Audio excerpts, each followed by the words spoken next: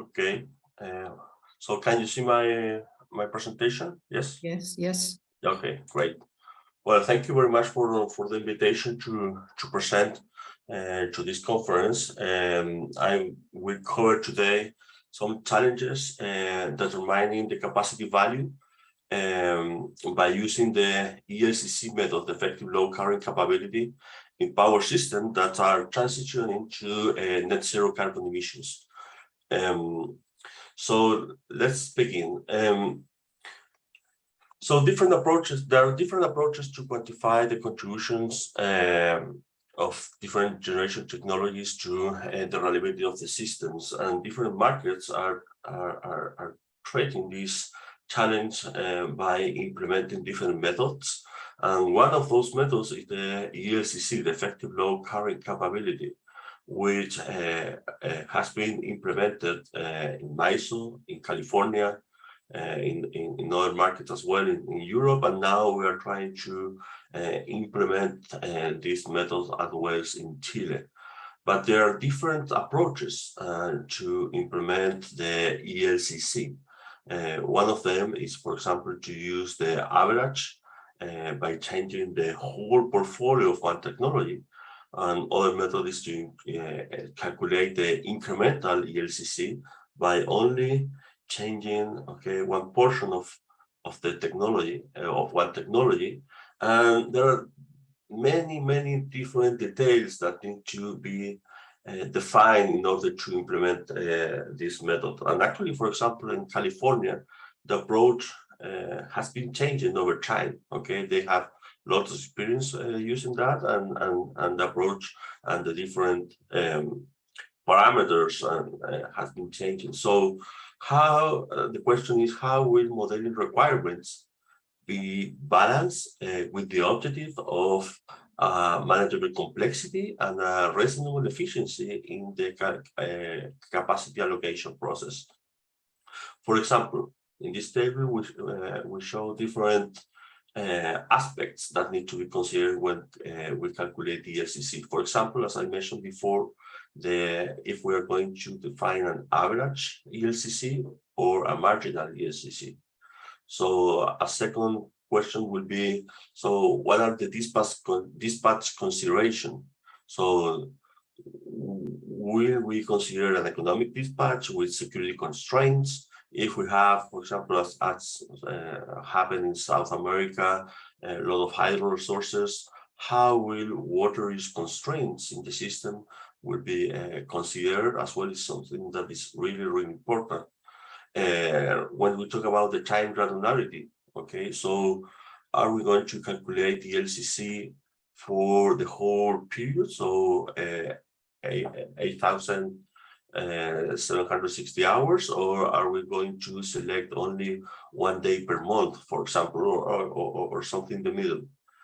How are we going to consider the transmission systems and the nodes? So power systems are very complex, and this ELCC method is also very complex and time-consuming. So some simplification need to be defined. In some market, we use one node, so a very simplified approach, so no transmission systems, or we can define 3, 5 zones or more than that. So what's going to be the objective loss of load expectations? So will we use the standard approach that is used by the NERC, 0.1 hour per year, or will we use other values? And if we look at different markets, we can find 0.3, 0.7, or something in the middle. So the fifth consideration is very important. So the number of resource classes and the resource classes subtypes.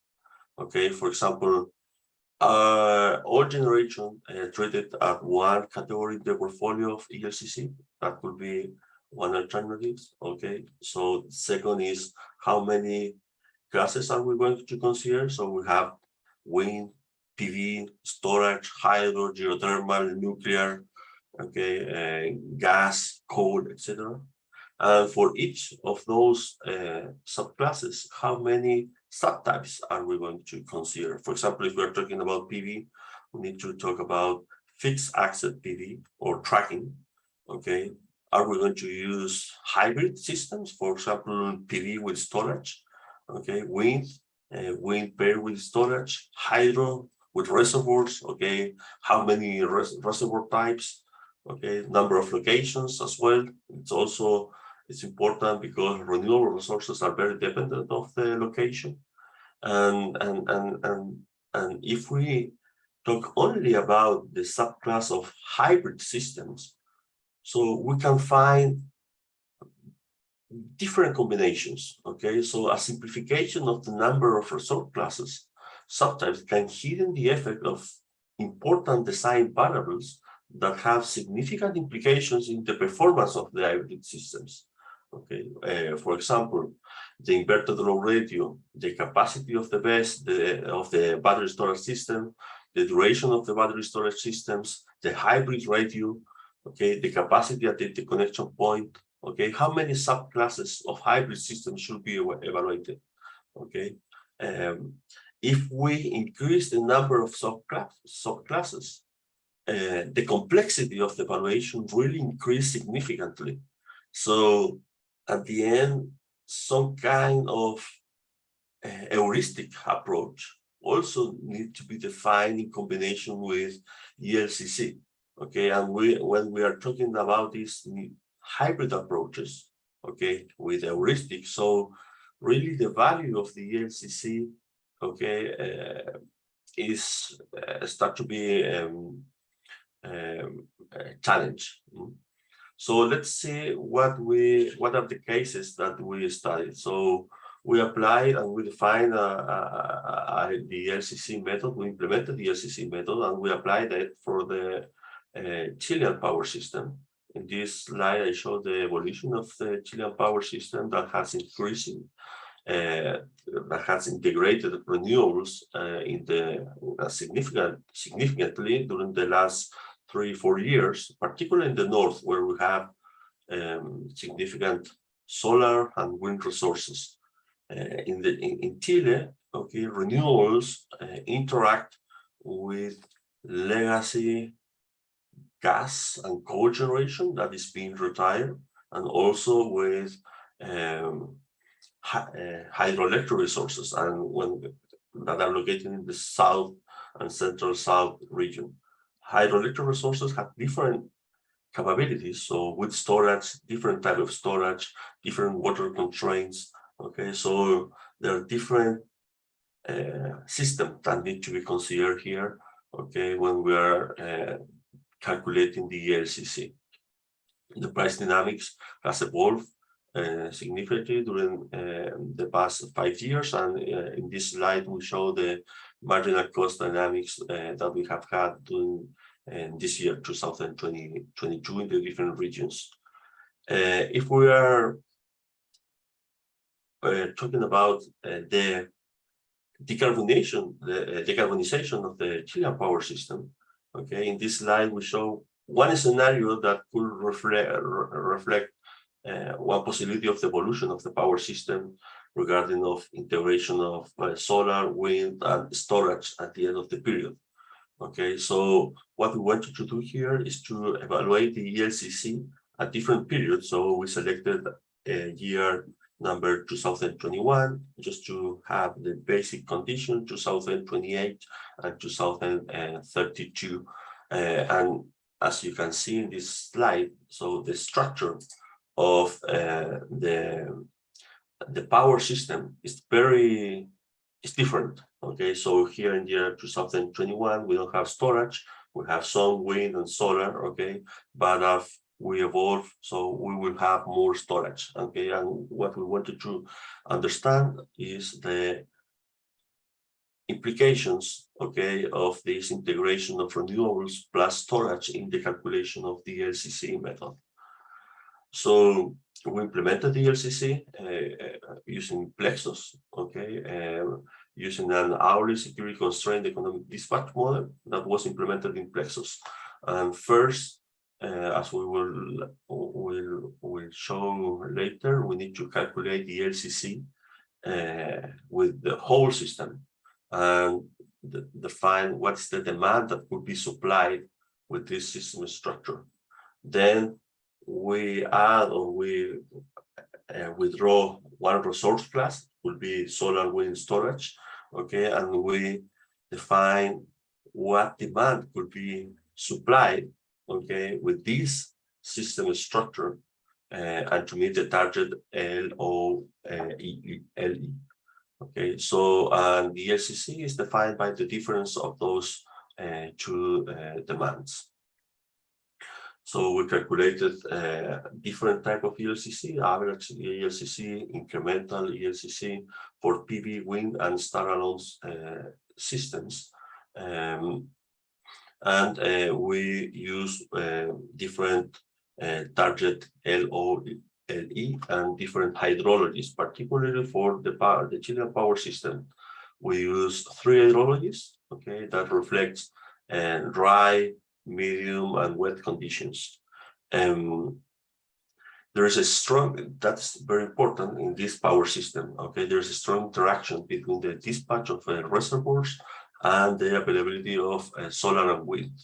And spot prices are affected by the energy availability.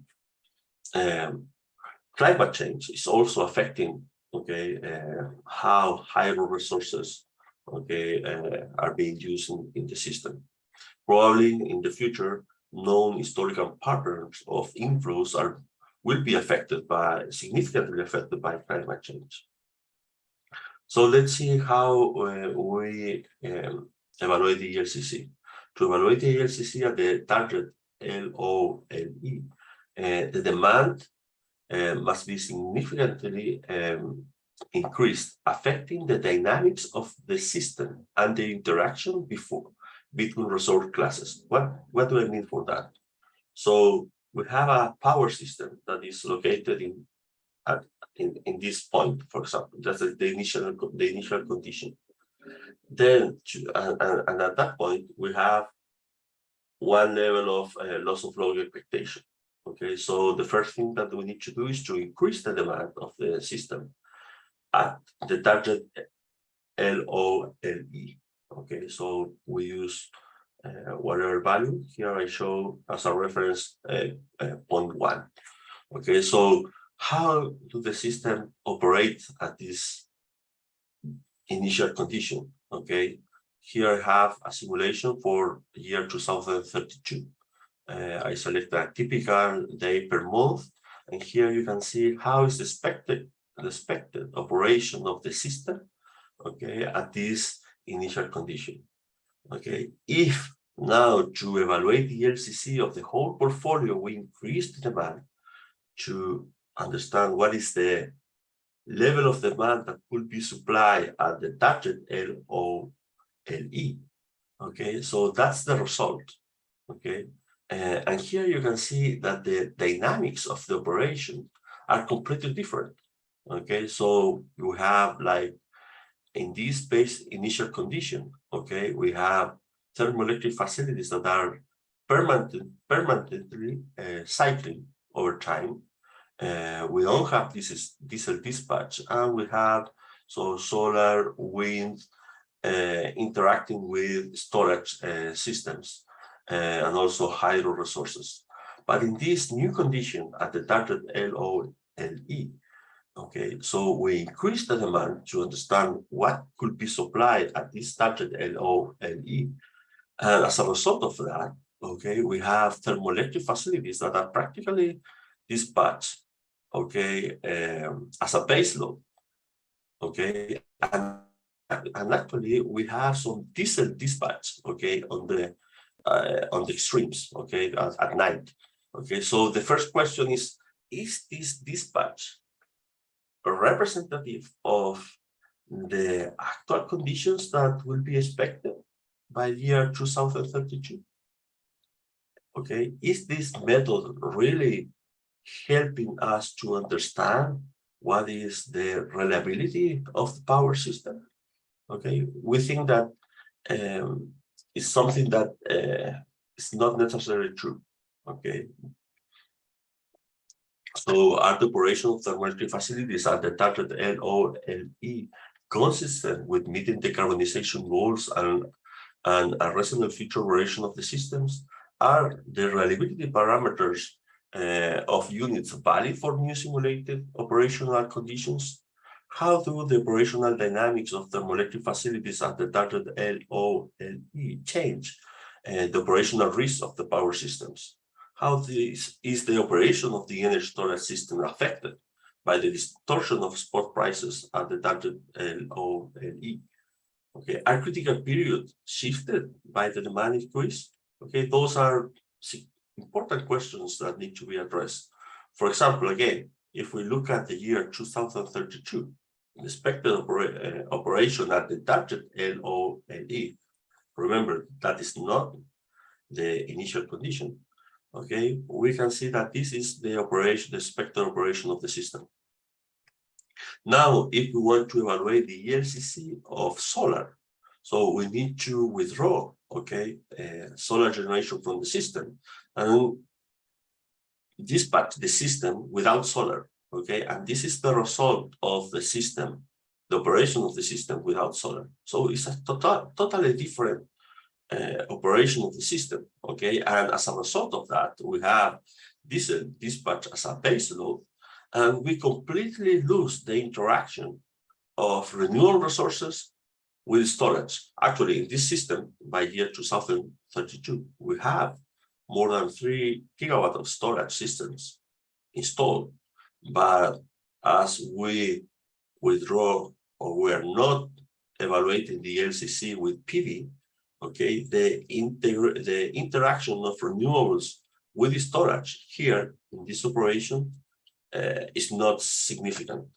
okay, and at the same time, so if we, in addition, if we evaluate the ELCC of wind, so we withdraw, okay, with the wind from the system, and we just plan the operation of the system, okay, with solar, storage, and the other resources, and you can see here that it's another dispatch, okay, with other interactions, and now we can see some interactions between PV and storage systems. So, but the dispatch of those different scenarios are really, really different, and it's important to think, okay, if these dispatch conditions are reasonable for evaluating the resource adequacy of different resource classes.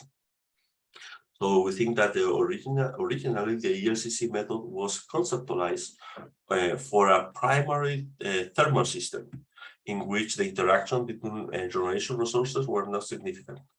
Okay, and if we look at what's happened here, so in this slide we zoom into the operation of the system as a basic condition, so in the initial condition for the year 2021, and at the target LOLE, okay, for the same period.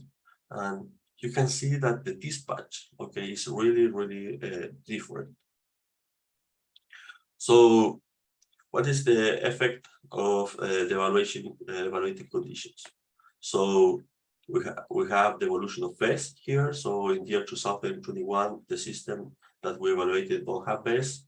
In the year 2028, we have some battery storage systems considered, and it significantly increases, okay, by year 2032.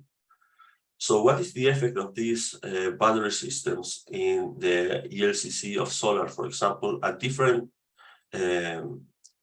reliability objectives? So, for example, the reliability objective really affects in year 2021, when we don't have storage systems installed. It really affects the recognition, the LCC of solar systems.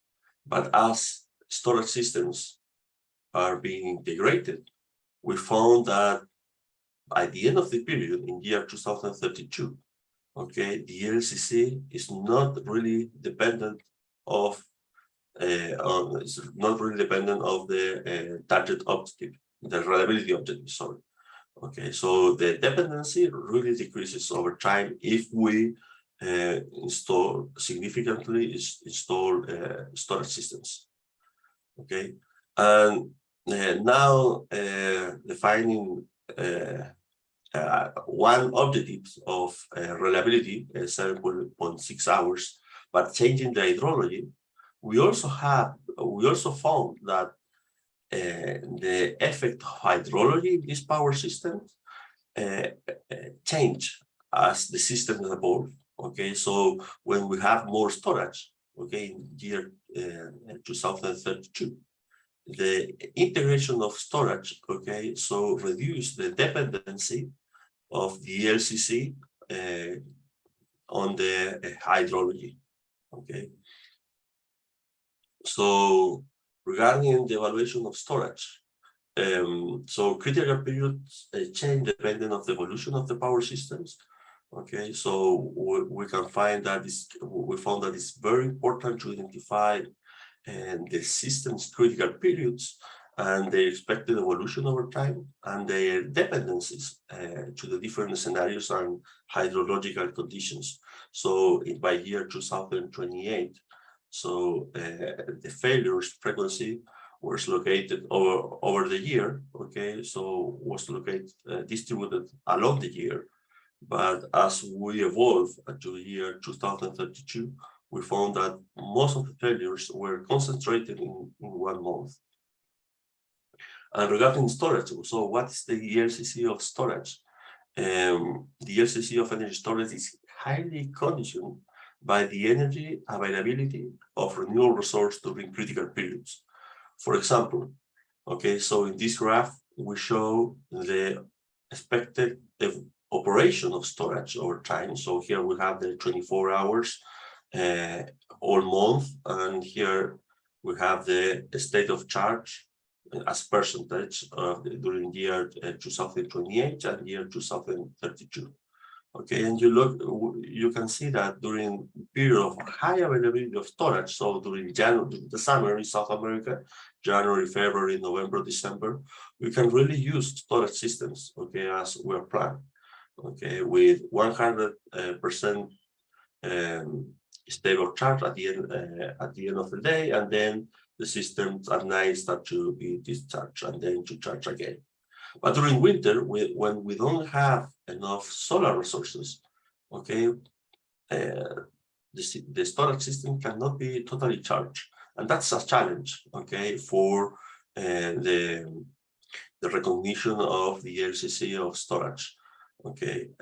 So, and actually, another challenge is that if we are evaluating storage of 5-hour storage systems, okay, that probably is not enough, okay, to provide reliability in the power system at night. Okay, so that's where we found in this evaluation. So what are the conclusions?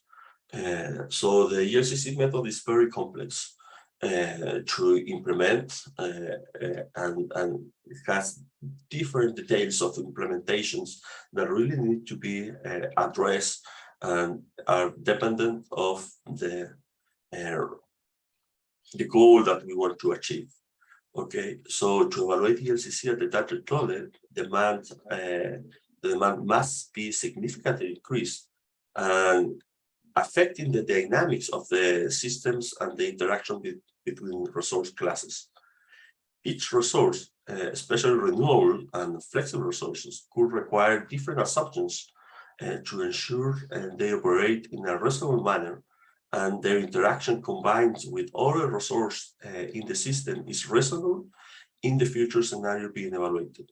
Therefore, applying the same assumptions to the evaluation of all resources could lead to over or underestimated the LCC of a particular resource.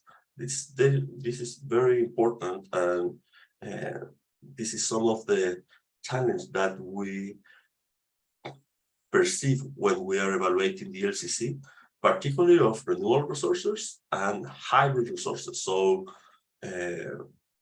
batteries combined with renewables. The operation of energy storage systems are affected by the spot price differentials. increasing the demand to evaluate the system at the target LOLE can affect the spot price differentials and change the battery operations at the target LOLE.